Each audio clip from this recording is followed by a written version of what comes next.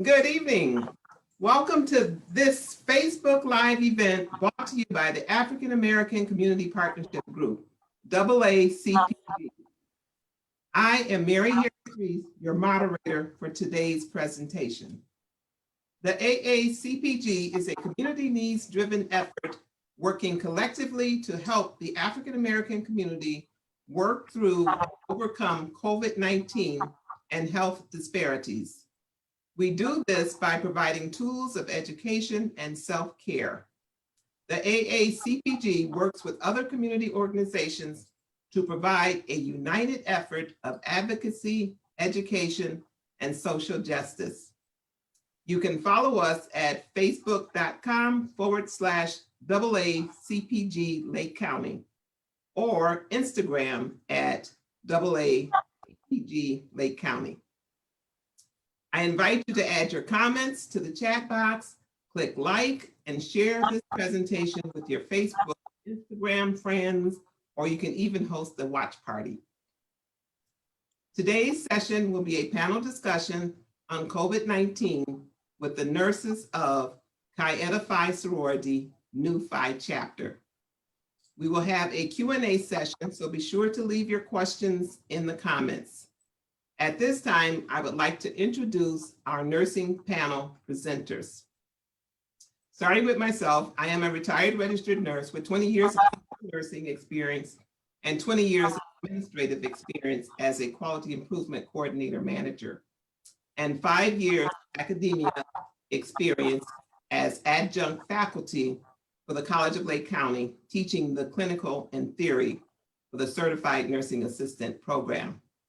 I'm a member of the Eta Phi Nurses Sorority, New Phi chapter, a member of the Delta Sigma Theta Sorority, Waukegan Alumni chapter, and co-founder member of the North Shore chapter of the National Black Nurses Association. So for this discussion, we have 4 other panel members, and I will give a brief introduction before each panel member covers their area. We will be going over an overview of COVID-19. We'll be sharing a nurse's experience as a patient with COVID-19. We'll cover treatment modalities, and we'll cover a nurse manager's perspective from the front line perspective. And we'll also cover academic prep and nursing students and how they're getting their training now. So next, our first presenter will be Marjorie Alexander. She's an MBA, BSN, RN, and a certified case manager. Marjorie is a native of Davenport, Iowa. She attended Marycrest College, where she earned a Bachelor of Science in Nursing and was commissioned in the United States Navy in 1989. She served 27 years as a Navy nurse and retired at the rank of commander. Marjorie holds a Master's of Business Administration from National University, San Diego, California, and is a certified case manager. Her nursing experience includes pediatrics, ambulatory care, and case management. Marjorie has been an active member of Eta Phi Sorority, New Phi chapter since 2014. She currently works in a primary care clinic, providing care and support for those in the military, their families, and retirees and veterans. So at this time, Marjorie will present to you an overview of COVID-19. Good evening, everyone, and thank you, Mary, for that introduction. My name, again, is Marjorie Alexander Coffey. I will be sharing with you a brief overview of coronavirus COVID-19. So what is COVID-19, coronavirus? I think we all have heard or possibly know someone who has been infected or affected by this disease that has taken over our lives since the beginning of this year. COVID-19 is a disease caused by the new coronavirus that emerged out of China in December of 2019. Coronavirus is a respiratory illness caused by a virus called severe acute respiratory syndrome, SARS-CoV-2, which quickly spread to many countries around the world, causing a worldwide pandemic. As of December 7th, 2020, across the globe, 1,537,975 deaths have been attributed to COVID-19. However, 43,191,968 people have recovered from this illness. The United States is leading the way with the most deaths of any single country, with 282,345 deaths and 15.5 million cases. This information comes from the coronavirus COVID-19 global case map developed by Johns Hopkins University. So COVID-19 affects different people in different ways. Affected people have had a wide range of symptoms reported, from mild or no symptoms to severe illness. Symptoms may appear 2 to 14 days after exposure to the virus, with 5 days being the average of the symptoms to show. Symptoms may include fever, chills, cough, shortness of breath, fatigue, muscle or body aches, headaches, new loss of taste or smell, sore throat, congestion or runny nose, nausea, vomiting, or diarrhea. More emergent warning signs of COVID-19 are trouble breathing, persistent pain or pressure in the chest, new confusion, bluish lips or face, and may require a call to 911 or hospitalization. It is important to recognize these symptoms to help protect you and others, to get help and to help stop the spread. It is also important to recognize these symptoms if you or your loved one have underlying medical conditions, such as, but not limited to, diabetes or asthma. COVID-19 is spread mainly from person to person through respiratory droplets produced when an infected person coughs, sneezes, or talks. These droplets can be inhaled when you do not protect yourself. Spread is more likely when people are in close contact with one another within 6 feet. COVID-19 also can be spread by touching surfaces or objects that have the virus on it, and then touching your mouth or face or eyes. Coronavirus is confirmed or diagnosed only with a lab test, which most people with mild symptoms may not get tested, but simply isolate themselves and to treat the symptoms.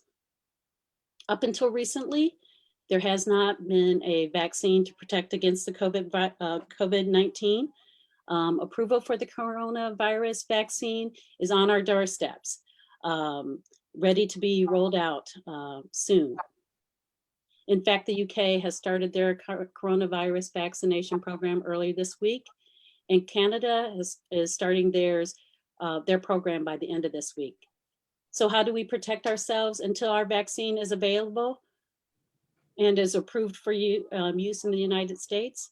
We practice prevention that involves frequent hand washing for 20 minutes, coughing into your elbow, staying at home when you're sick, wearing face mask and coverings in public, and practice physical distancing at least 6 feet apart. Now, wearing a face mask in public helps prevent the spread of COVID-19, but only if worn properly and covering both your nose and mouth. I will come back later and discuss with you some treatment modalities. Thank you so much, Marjorie, for that information. Our next presenter will be Carol Stewart.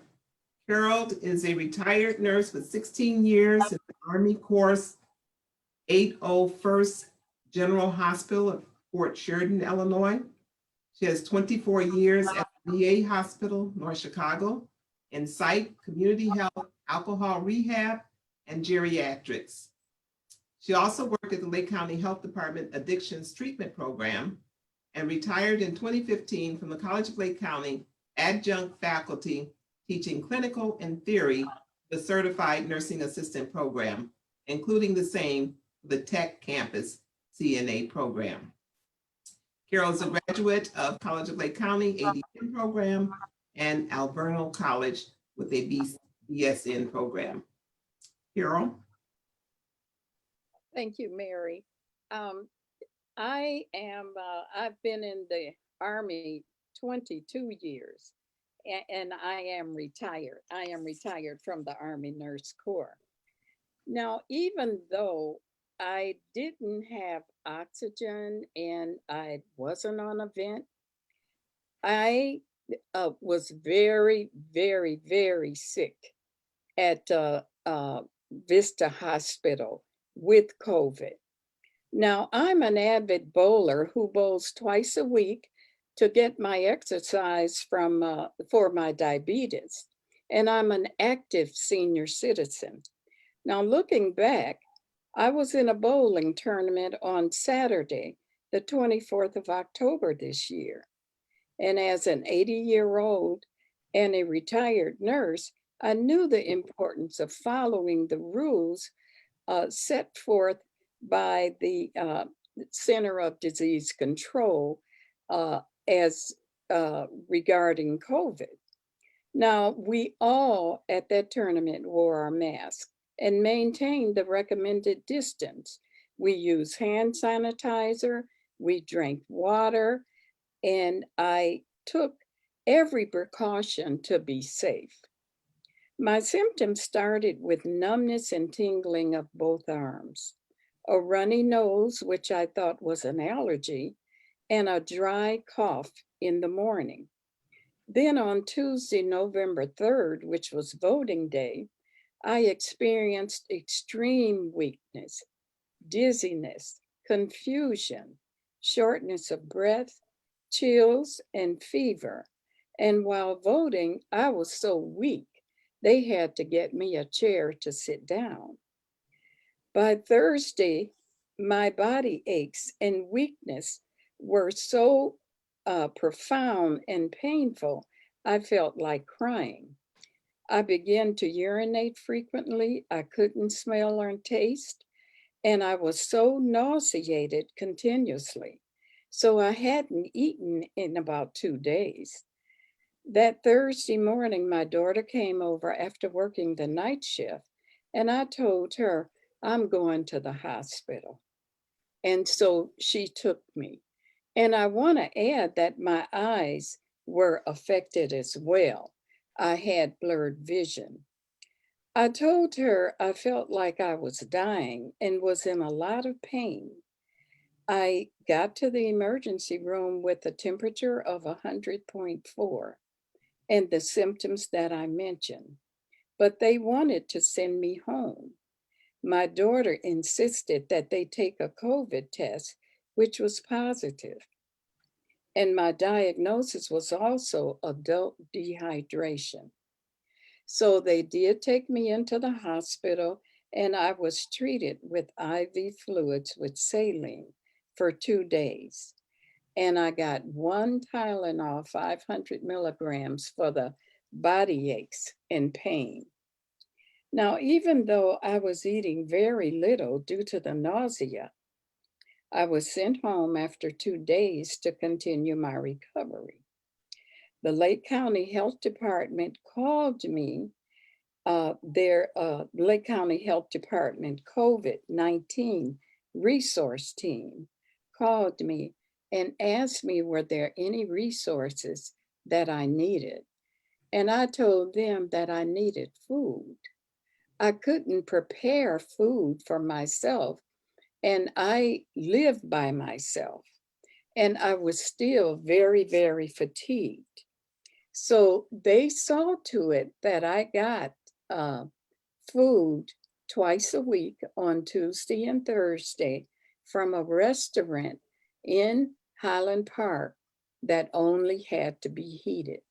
But first of all, Mary Reese, our moderator, she made me a dinner. She cooked me a dinner, which was just wonderful. And I could eat her dinner, but everybody else sent me soup and I could not eat the soup. Um, uh, the COVID team also gave me instructions on what to do. And one of the things they said was to get some ginger root and cut it off and make a tea. And that would help the nausea. And then I could eat better. So day by day, I got a little better and a little better and a little better and a little better until I'm all well now. And I received my COVID results from the test that I took after my quarantine, and it's negative. So that's my story.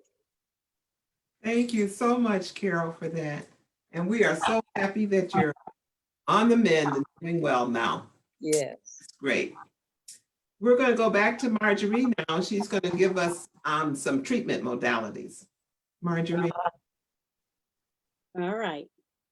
Thank you. So you have some mild symptoms. So you have cough, fever, possible some other symptoms. You may have COVID, especially if you've been in an environment where you may have been exposed. The sure way to find out whether you have COVID is to be tested. But many people who have mild symptoms, like the ones I just described, do not go and get tested. What they do is they recover at home and isolate. If you have more severe symptoms, such as the confusion that Carol spoke about, difficulty breathing, chest pressure, chest pain, these require hospitalization and a call to 911. But as I spoke earlier, coronavirus is a virus, which there are many different viruses. And most viral infections, the treatment can only help symptoms while you wait for your immune system to fight off the virus. Antibiotics do not work on viral infections. However, vaccines can help prevent getting many viral diseases. Hence the reason why the vaccine is coming on board soon. People who become sick with COVID are treated with supportive measures, those that relieve symptoms. More severe cases, again, require hospitalization, and they may receive research drugs and/or treatment modalities along with supplemental oxygen or even ventilative care. So the asymptomatic person with known exposure, what they do is they isolate.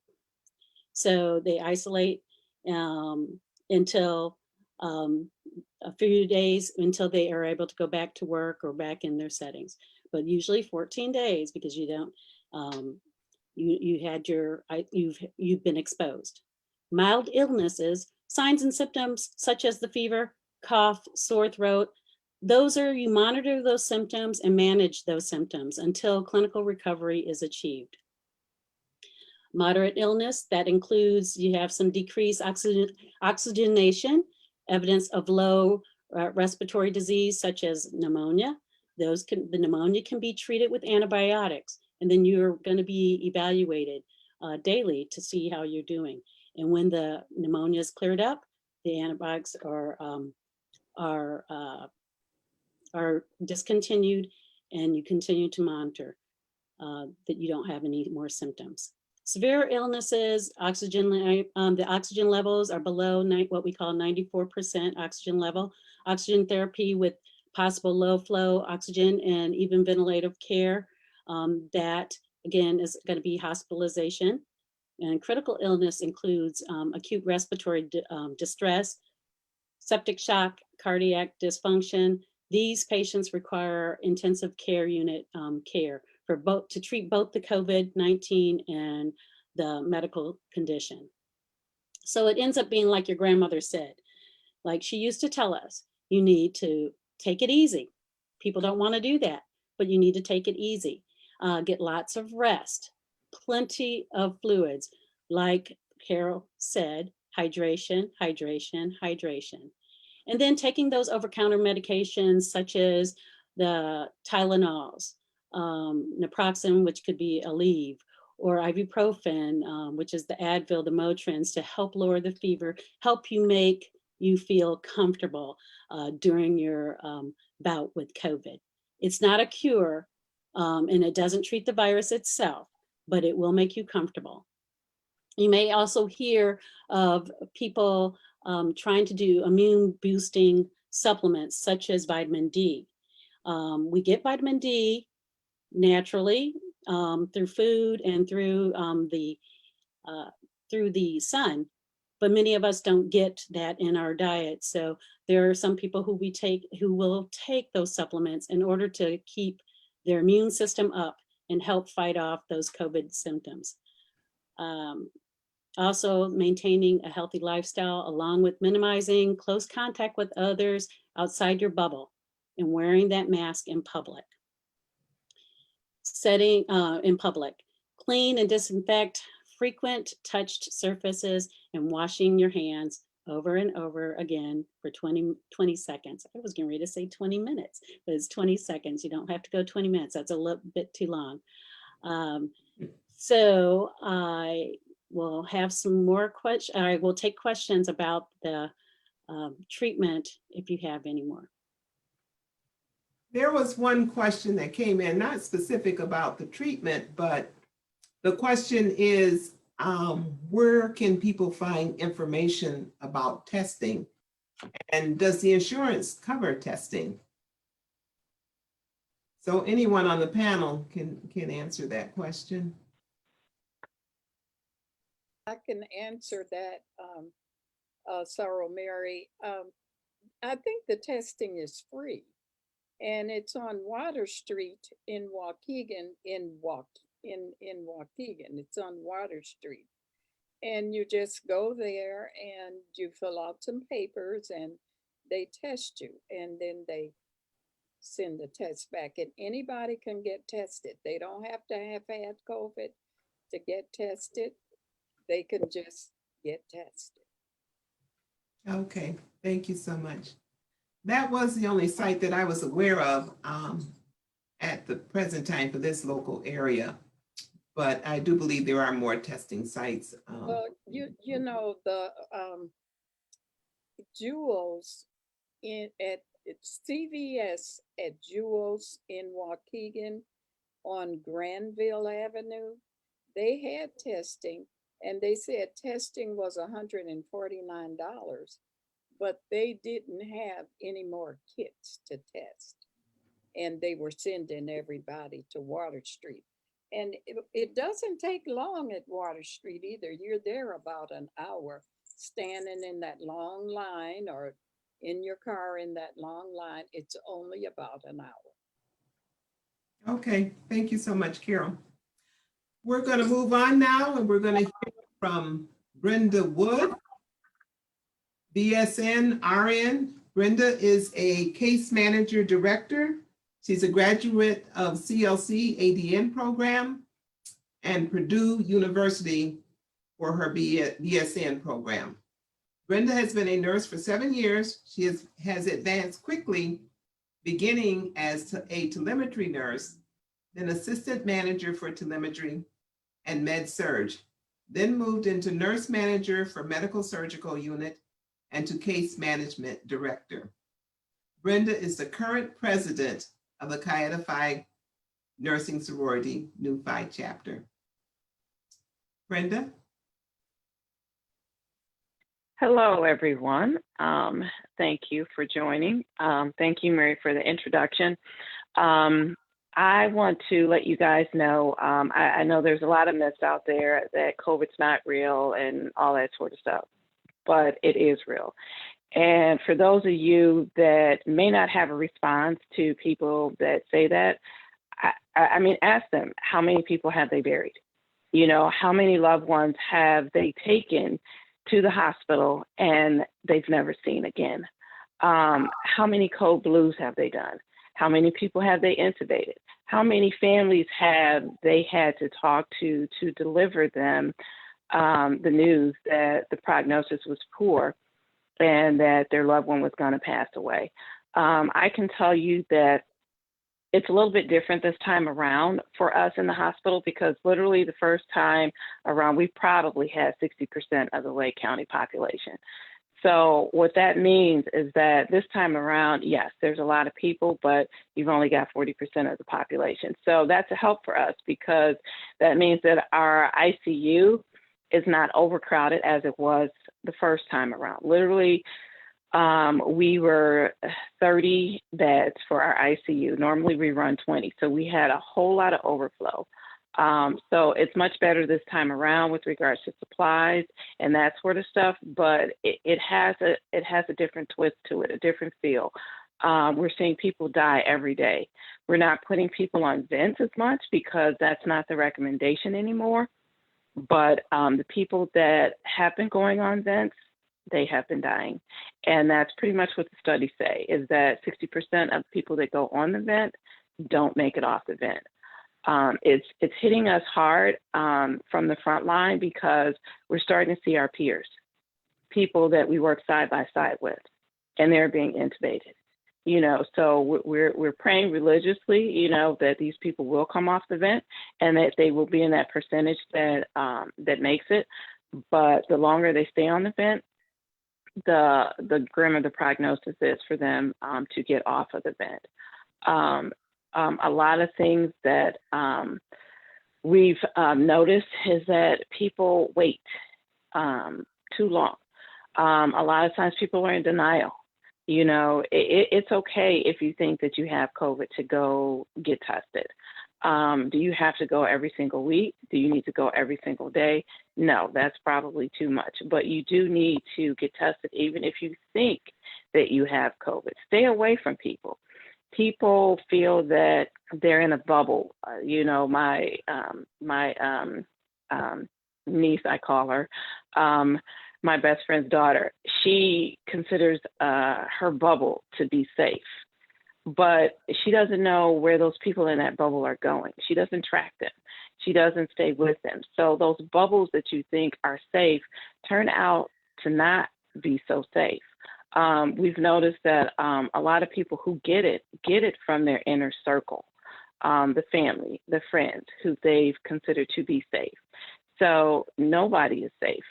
We should treat everybody as if they have COVID because you do not know, and even people that have had COVID, they're still not safe. We have had a couple of people that have come in and said that they've had COVID before. So they've gotten it a second time. So you're not safe just because you have it. And I know the younger generation considers themselves to be invincible and it's not going to happen to me. We are seeing 30-year-olds come in with COVID. We're seeing 40-year-olds come in with COVID.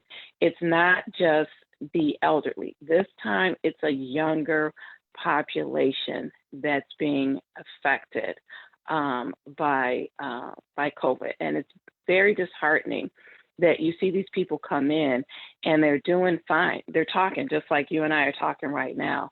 And then in a matter of seconds, literally, that person can be struggling to breathe. And next thing you know, you're putting a tube down their throat. And that person squeezing your hand, whispering to you, please don't let me die. That's a horrible feeling. So coming from the front line and having the difficulty of actually discharging people from the hospital, because in case management, that's what we do, we need everybody to do their part. Wear your mask. Nobody is safe because it's sorry, this hits home for me because it's difficult talking to a family and telling them that their loved one is doing good, and then have to call them back and say that no, I'm sorry, your dad was doing good yesterday. Today he's gone backwards, and the fact that it happens so quickly is what's shocking.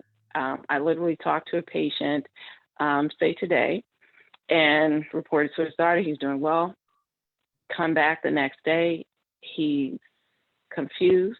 So confusion is real. He's confused, doesn't know what's going on. Oxygen is higher than it was before. He's needing more oxygen. And this is a gentleman that was ready to be discharged to go to a facility for some rehab. Unfortunately, this gentleman did not make it. So please, please be safe, do your part. And if you value your life, show it. Wear your mask, clean your hands, do what's necessary. And I don't want to keep going on about it, so I will stop because I could go on and on and on about what to do for COVID. So if there are any questions, let's see. No, you can't say that severe conditions are isolated to people with pre-existing conditions, because if that was the case, you wouldn't have the healthy people that are dying from it.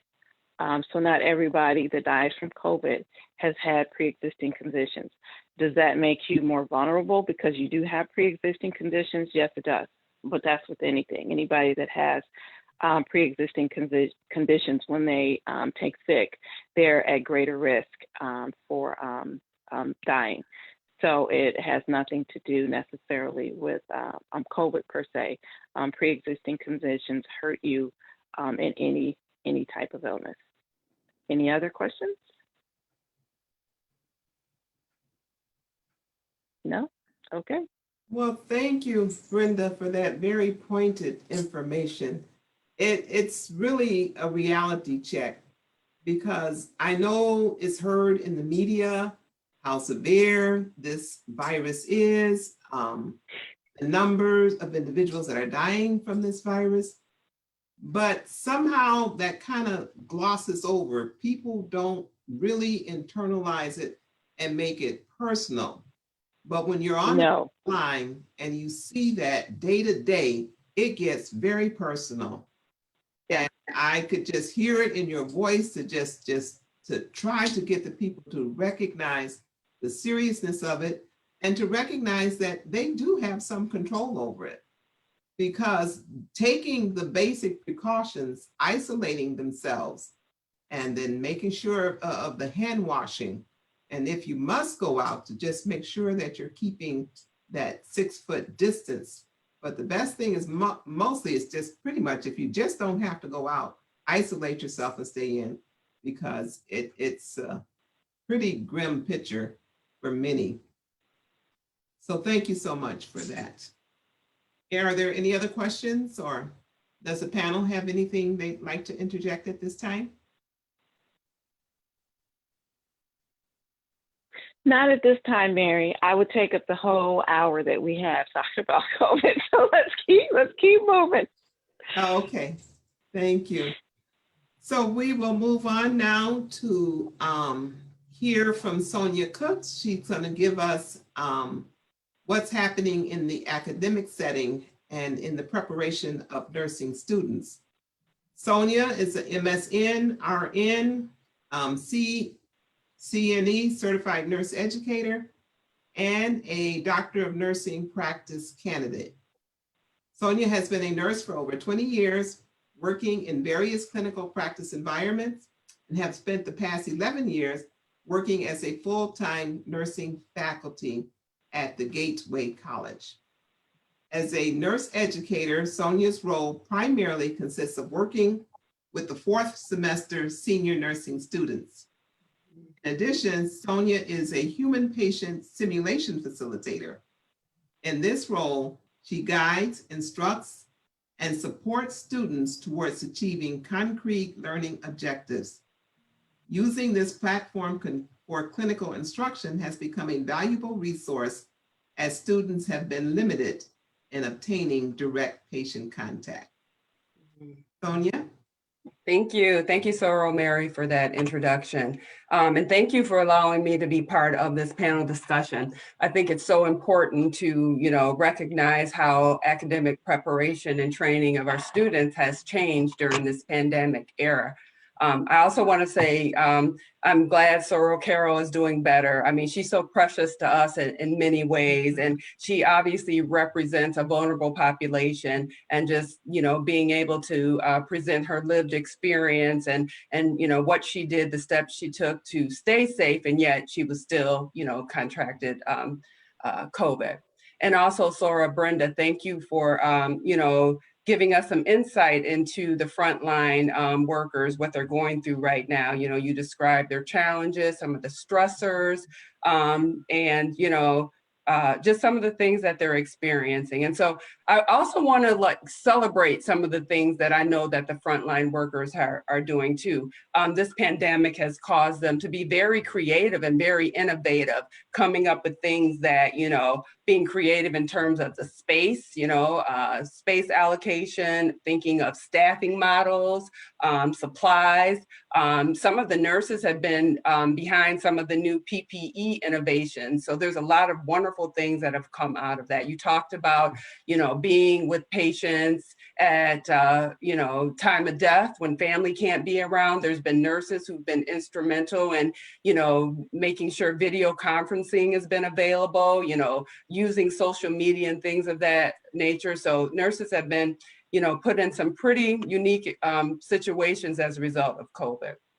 And so I'm here, as Mary said, to represent the future of the frontline nursing healthcare workers. So as she said, I work at Gateway Technical College, which is a community college. It's an associate degree program. We have approximately 420 nursing students in our program.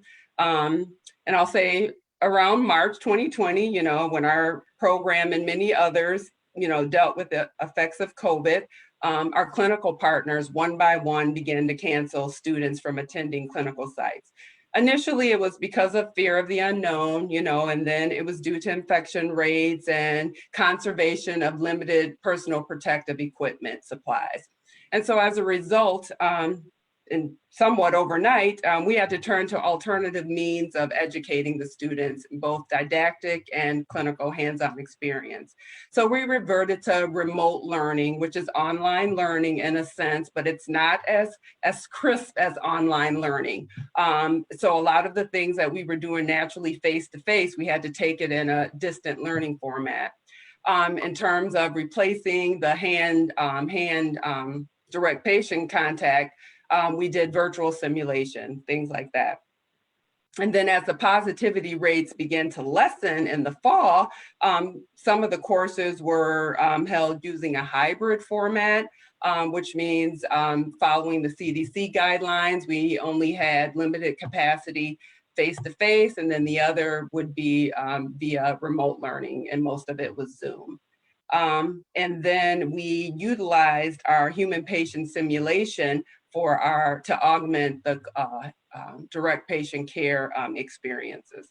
So a lot of people may not be aware of what human patient simulator is. It's referred to as, or simulation, I should say, is referred to as HPS. That's a common term. And it's pretty much the state-of-the-art mannequins that are equipped with realistic physiological functions that closely resemble human functions. So HPS interfaces with a computer monitor, and so the students are able to see parameters on the screen that mimic, like I said, natural physiological function. So they can see blood pressure, heart rates. The mannequins are equipped with,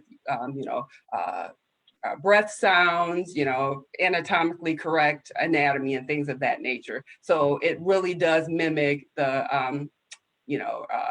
the actual human patient experience. These mannequins can come in different forms. You have high fidelity, so that is more of the state of the art, where again, you really wouldn't know the difference between that and a human. And it actually, the computers can generate conversation, so it's very lifelike. And then there's lower fidelity, where maybe if you just want to practice a specific skill, how to draw blood, how to insert an IV, things of that nature, we can, or listen to breath sounds, we can get just that particular anatomical body part. So the students, we relied on HBS to augment our hands-on portion of the program quite a bit. And I'm fortunate at our college, we have a simulation center. So we do have adults,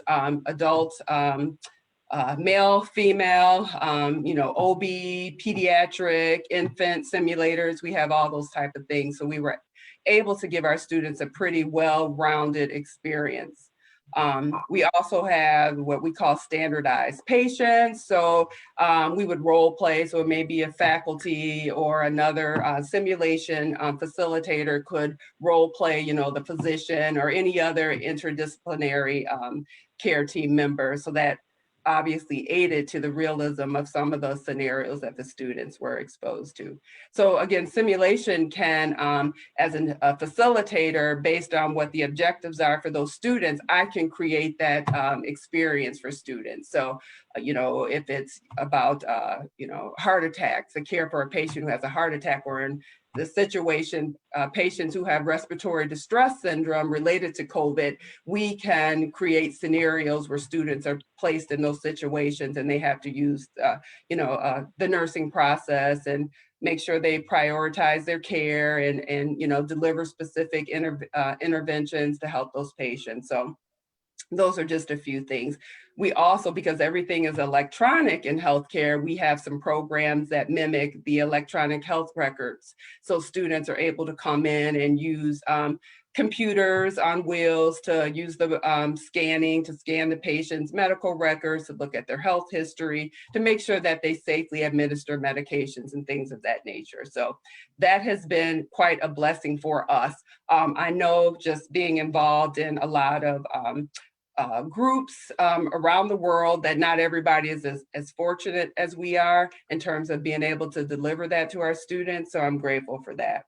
And so we are slowly returning back to our clinical organizations. And it's not been straightforward. It's not been easy transition. The students have to have weekly testing or screenings depending on the organizations that they are returning to. As far as the classroom, that hasn't changed. We're still doing the hybrid learning, but we need to get our students, as Brenda indicated, they're burnt out. They need, they need new frontline workers to help support them and replace them. And so that's kind of what we're doing. So I can tell you for the most part, our students are eager. We actually will graduate 40 of them tomorrow. It's their pinning, and they're ready to step into this workforce. They know what the expectations are. Yes, there's some anxiety there. Are we providing, mental health counseling for them? Absolutely. They're still, parents. They're still, citizens. They have a voice. They still have fears. But in terms of, supporting the future of the healthcare workers and what we need to do to combat this COVID-19 virus, our students are, I think we're doing what's best for them. They're accepting the challenge and they're ready to help augment, the workforce. So anybody have any questions for me?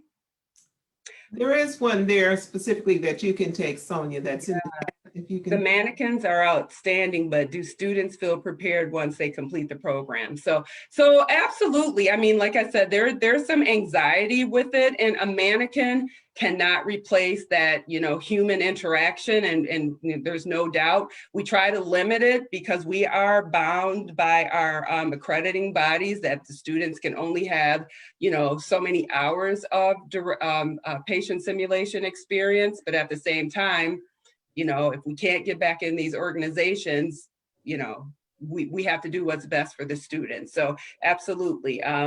It's better than nothing, I tell you that, right? So like I said, we can be very creative in some of the simulations that we create for the students, so we can make it as realistic as possible. We tell the students to suspend reality. When they are working with a simulator, they are to treat it as if they're working with a patient. So if they're going to make a mistake, that's the area to make the mistake, right? In simulation with the mannequin. So yes, I think it's been, a very good useful product, I should say, that helps our students. And I said, we're very fortunate that we have really good mannequins, that our college has bought into the importance of having, these simulations. And we're actually going to be expanding, and I look forward to having a, even more state-of-the-art simulation center. Okay, thank you very much, Sonia. Just to go back, the question previously about testing sites. So the one way that individuals can find out about testing sites, because there are various different other testing sites that pop up. So if they dial 211, it's a very informative line, and they can get all of the information that they need about the location of various testing sites, and they can be informed of testing sites that do not require any insurance also. I did just want to go back and share that. Okay, they want a little bit more information about the vaccine. That's what's coming through in the chat now. So More information about as the to what? vaccine. Is there any? What do they want to know about the vaccine? If it's here? Well, let's start by safety of it. Do you think, I mean, there's a lot of concern about it. And I have to say, especially in the African-American community, based upon historical occurrences, that that particular population is a little bit more reluctant about going forward getting a vaccine. So what could we share that would help reduce some of that concern? And I think the first thing is we do need to legitimize the concern and to be able to emphasize with those that have those concerns. But at the same time, a key component is education. So we need to continue to get the message out to and educate the individuals. We need to have them to take pause for a moment and to just look at the circumstances around them right now and what they're experiencing, that a risk is being taken every day without the vaccine, that each of us, as we go and come and have exposure, there is a risk that we are accepting. So education on the fact that the vaccines have gone through very diligent testing, it's getting the approvals that are needed. Recently, I listened to a presentation in which Dr. Fauci was the presenter, and he was stating that there have been over 30,000 people have participated in the Madura study, and there have been 44,000 individuals that have participated in the Pfizer study. So with that volume of individuals having participated, and they have gotten the green light to go forward with this, we at some point are going to have to relax the history and to listen to science. And the real point of that is that, yes, there have been some negative situations that have occurred historically. But if we're not careful, we ourselves are going to write another negative history if we don't open ourselves to be educated on the ways that we can prevent this particular virus from continuing to be so devastating amongst the African American population. So I would say education is the key to really review and get as much information as you can to be able to make informed decisions. So I think, Brenda, you were going to share something on the vaccine also before I got on. No, well, I mean, you know, of course, you have to follow the science with when you're talking about, you know, the vaccine and the data and that sort of stuff, because that's medicine, period. It's all about the data, the trials, and that sort of stuff. So it's going to be a personal choice for everyone to do it. I mean, you have people that don't take the flu vaccine. You have people that don't immunize their children. You know, it is a personal choice. But at the end of the day, it could be a matter of life or death. I don't have data to justify whether or not the thousands of people that die from the flu annually are people that don't get vaccinated. But ultimately, it can be a matter of life and death when it comes to whether or not you take the vaccine. Will it save your life? Potentially. Doesn't mean that you won't get COVID. A virus is a virus. So just like the flu, you can get the flu shot and you can still get the flu. Usually medicine is done so that it makes the symptoms maybe not so worse, or bad, I should say. But that doesn't mean that you're not going to have bad symptoms either. And like you said, Mary, every day that we wake up, we're taking the chance. We can walk across the street, get hit by a car. So at some point, we just have to decide whether or not, it's for us and if we're going to do it. If we look at the data and we say, okay, I'm comfortable with it, then you go ahead and you do it. If you're not, then you don't. You should not, don't be forced, into doing it. Make sure that it's something that you want to do with regards to taking it. It's with regards to African Americans in history, we just have an issue with physicians, period, medicine, period. And it keeps moving forward, each generation, because the generation before them had skepticism with regards to medicine. And medicine is a practice. That's why they call it the practice of medicine. It's not a cure-all. And I think that's probably the misperception, is that it's always trial and error. When you go to the doctor is really, truly, assessing you to see what he thinks is wrong, because there's many things that your symptoms could be, so we just continue to be mindful, watch to see what the studies show, and make that decision ourselves. But we do have to do away with that physicians are bad and not going to the doctor to seek treatment, because that's why a lot of the people that wound up in our ICU because they delayed coming in to get care. They knew that they had symptoms, but they were in denial, so they didn't seek treatment soon enough. And so they wound up in a bad way. Doesn't mean that it wasn't going to happen, if they had come in earlier, but they would have had a better chance if they had come in much sooner. Where can people find out more information about the COVID-19 vaccine? You can try the Lake County Health Department website, because the vaccine is coming to Lake County. If it hasn't been delivered already, doses of it will be here. So I would check their website for more information related to the vaccine. You could look at places like CDC, the Illinois Department of Public Health. Those are always good resources when there's something going on in the community with regards to, I should say, in the state with regards to illness. The Illinois Department of Public Health is a good resource. In any county that you live in, not just Lake, seek your county health departments for information related to health. I don't know if there was any other questions.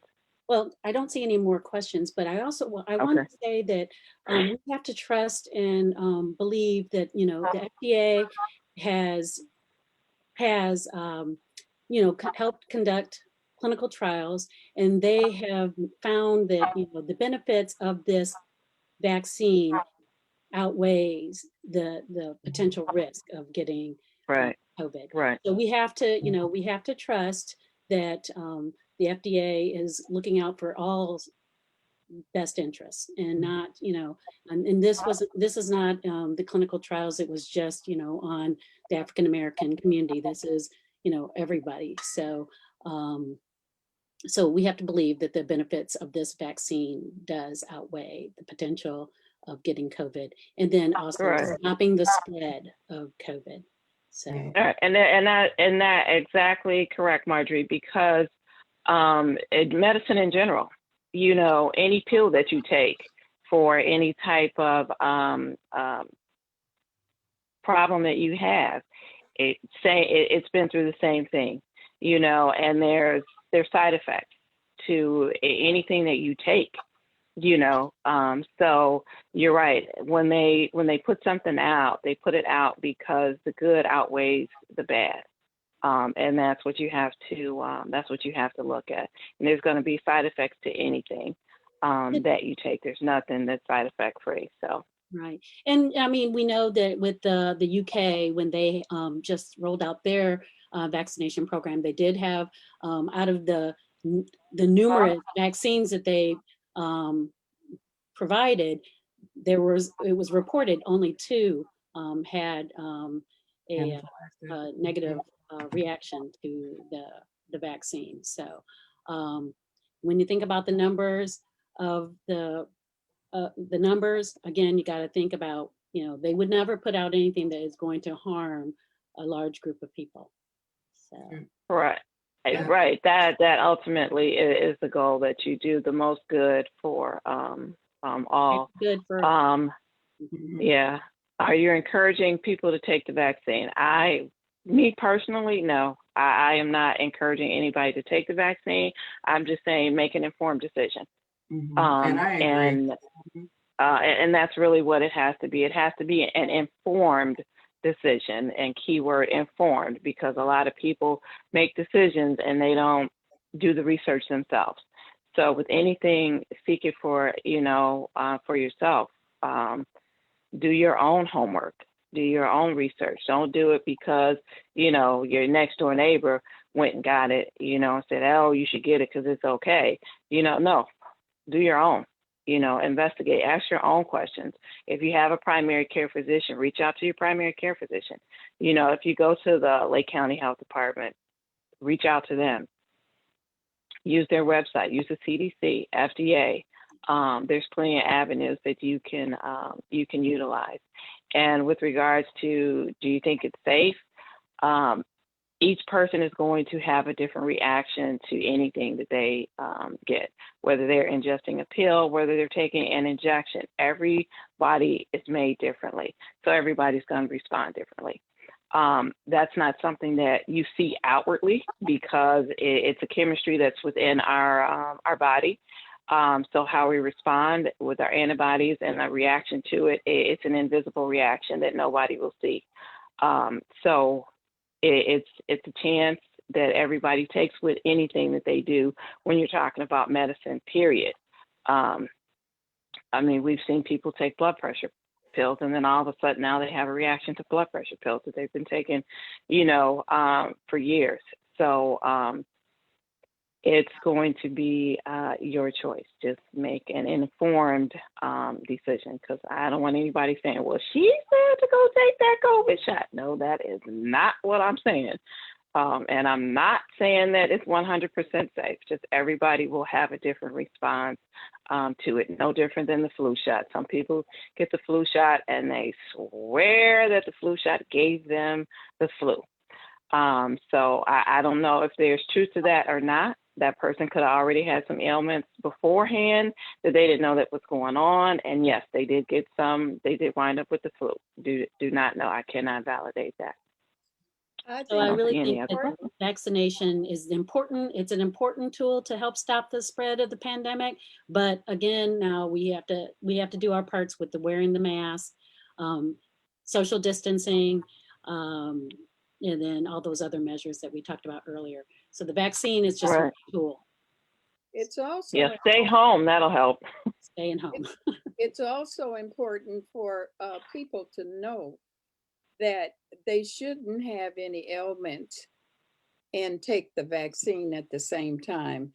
They should be totally well. No colds, no sore throat, no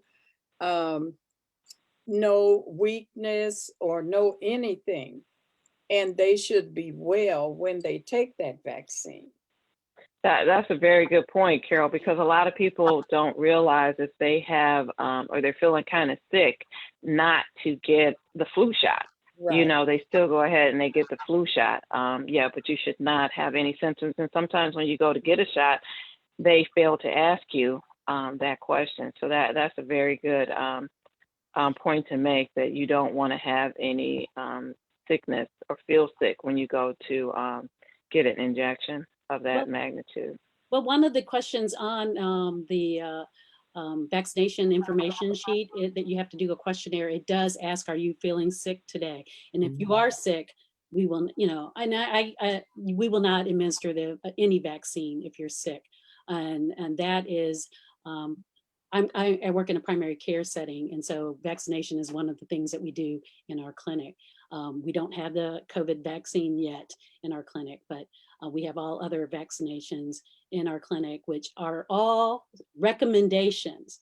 They're all recommendation. And again, it's your personal choice whether you're going to get vaccinated from, whether it's COVID or whether it's HPV or whatever vaccine that you're gonna get. But that is part of the questionnaire when administering vaccines. Are you sick today? Okay, thank you so much, panel. That was very enlightening information. I do just want to kind of leave with one thought, and that was also presented by Dr. Fauci on the webinar that I listened to recently. And I really encourage individuals to look up this particular site to listen to the presentation that he did, because many of the questions that have come in this evening were covered in depth by Dr. Fauci. And he is notable, very knowledgeable in the field of infectious disease. But the point that was made at the end of his presentation was that it's going to take about 75% of the total population to be vaccinated in order to put this COVID to rest. So it is important to be informed, to seek out information, and recognize in our decisions that we're making, we do need to look for the greater good for the total population, because as some may get the vaccination and some choose not to get the vaccination, we all still remain at risk if we don't get the sufficient volume of individuals vaccinated in order to put this COVID-19 to rest. So again, I want to thank the panel, Chi Eta Phi nurses, for all of the enlightenment that you have shared tonight, and thank AACPG for allowing us to spend this time and offer this presentation to the public. And I'd like to ask that you consider next Wednesday on the 16th, the AACPG will be offering part 3 of the Eat Well, Live Well. So please try to join AACPG for that presentation. So at this time, we're going to say thank you again to all, and to have a good, safe night. Remember your precautions, wash your hands frequently, wear your mask, and watch your distance. Have a good night, all. Thank you for demonstrating the proper way of wearing the mask, Marjorie. Nose and mouth covered. Thank you. Night.